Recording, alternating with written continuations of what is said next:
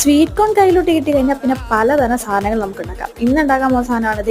ആദ്യം തന്നെ sweet corn കഴുകി വൃത്തിയാക്കിയിട്ട് രണ്ടായിട്ടൊന്ന് മുറിച്ചെടുത്തിട്ട് കുക്കറിലിട്ട് നന്നായിട്ടൊന്ന് വേവിച്ചെടുക്കും. ഒരു 3-4 വിസിലേക്കുമ്പോഴത്തേക്കിന് ഇത് നന്നായിട്ട് ഒരു 3 വിസിൽ ധാരാളം.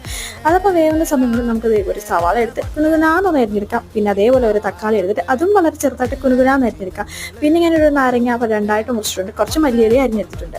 അപ്പോഴത്തേക്കും നമ്മുടെ സ്വീറ്റ് കോൺ കുട്ടന്മാർ നന്നാ വെന്ത് നല്ല അടിപൊളിയായിട്ട് വന്നിട്ടുണ്ട്. പിന്നെ ഞാൻ കുറച്ച് കോൺഫ്ലെക്സ് മിച്ചറോട് എടുത്തിട്ടുണ്ട് കേട്ടോ. മിച്ചറായിട്ട് എടുത്തത് അതിനകത്ത് കുറച്ച് കപ്പലണ്ടിയും കാര്യങ്ങളൊക്കെ വരും. പിന്നെ അതിൻ്റെതായ കുറച്ച് എരിവും കാണും. അതുകൊണ്ടാണ്. അല്ലാതെ കോൺഫ്ലെക്സ് ഉണ്ടെങ്കിൽ അങ്ങനെയായിട്ടും എടുക്കാം. പിന്നെ നമ്മൾ അരിഞ്ഞ് വെച്ചിരിക്കുന്ന സാധനങ്ങൾ ഉള്ളിയും തക്കാളിയും സ്വീറ്റ് കോണും കൂടി ഇട്ടിട്ട് അതിലേക്ക് കുറച്ച് ഉപ്പ് ഇട്ട് കുറച്ച് ചാറ്റ് മസാല ഇട്ട് കുറച്ച് മുളക് പൊടി. ഈ പൊടികളൊക്കെ വളരെ പിഞ്ച് മാത്രമേ ഇട്ടിട്ടുള്ളൂ കേട്ടോ. പിന്നെ ഒത്തിരി ഒന്നും ഇട്ട് ഒത്തിരി ഫ്ലേവർ കൂട്ടാൻ നിൽക്കേണ്ട, വളരെ കുറച്ച് മാത്രം മതി. ഇനി അതിലേക്ക് നമ്മുടെ കോൺഫ്ലെക്സ് മിച്ചർ പൊടിച്ചത് ഒന്നിട്ട് കുറച്ച് മല്ലിയില ഇട്ട് അതേപോലെ നാരങ്ങ നീരും പിഴിഞ്ഞ് വെച്ച് കഴിഞ്ഞാൽ സംഭവം റെഡി. പ്രത്യേകിച്ച് പേരൊന്നും ഇല്ലെങ്കിലും അടിപൊളി ടേസ്റ്റാണ്. അപ്പോൾ ഇതെല്ലാവരും ഒന്ന് ട്രൈ ചെയ്ത് നോക്കുക. ഇനി സ്വീറ്റ് കോൺ കിട്ടുമ്പോൾ ഇത് മറക്കാം.